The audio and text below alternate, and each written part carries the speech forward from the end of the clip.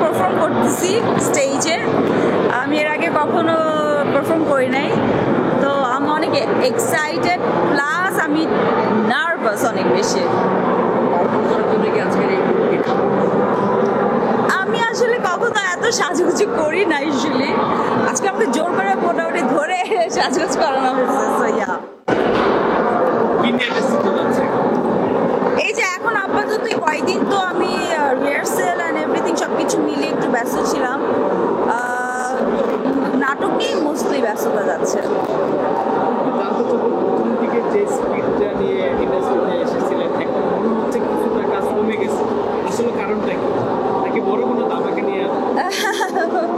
বড় ধামাকা কিনা জানি না, বাট আমাদের এখন বোধহয় আপনারা সবাই জানেন যে আগের মতো গত বছর যেভাবে কাজ হচ্ছিল এই বছর সেভাবে কাজের মানে কন্টিনিউশনটা নাই। তো হোপফুলি আর 4-6 মাস পর কাজের গতিটা আবারও বাড়বে, এটাই আশা করি। সো আমাকে না রিহার্সাল করতে হবে, আমি যেতে হবে।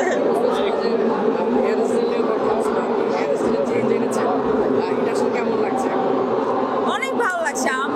আমি বরাবরই হচ্ছে যে কোনো নতুন কিছু শুরু করবার আগে, লাইফে কোনো নতুন কিছু চেঞ্জেস যখন আসে তখন আমি হেয়ার কাট করি। সো ভালো লাগছে।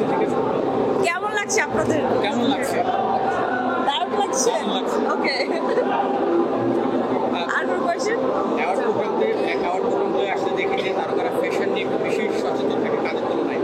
কাজে তাদের একটা কস্টিউম থাকে, ফ্যাশনে কে কাকে ছাড়িয়ে যাবে, কে কী ধরনের ড্রেস করতে পারে, এক্সট্রা ভাবনা থাকে।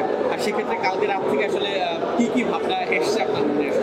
আমি আসলে কি কাপড় পরবো এটাতে বেশি নার্ভাস ছিলাম। আমি পারফর্ম করবো এটা নিয়ে, বিকজ আমার স্টেজে উঠতে হবে। আমি স্টেজে উঠলে আমার হাত পা কাঁপাকাঁপি শুরু হয়ে যায়। মানে এতগুলো ক্যামেরার সামনে আমি ভয় পাচ্ছি না, কিন্তু স্টেজে উঠলে আমার অবস্থা খারাপ হয়ে যাবে। আই ডোন্ট নো, হোপফুলি ভালো কিছু হবে। আর আমার সাথে যেহেতু সজল ভাই পারফর্ম করবে, সজল ভাইকে যেন আপসেট না করে, এটা হচ্ছে বড় বিষয়। দুজনেই তো নাচে খুব দুর্দান্ত আসলে। নো, সজল ভাই একদম প্রো, আমি একদম কিছুই না।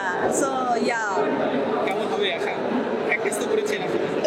আমরা খুব কম সময় পেয়েছি রিহার্সাল করার জন্য।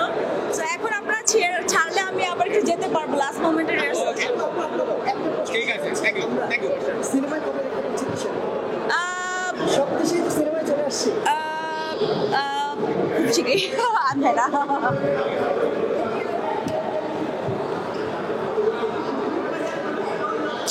কি রে এটা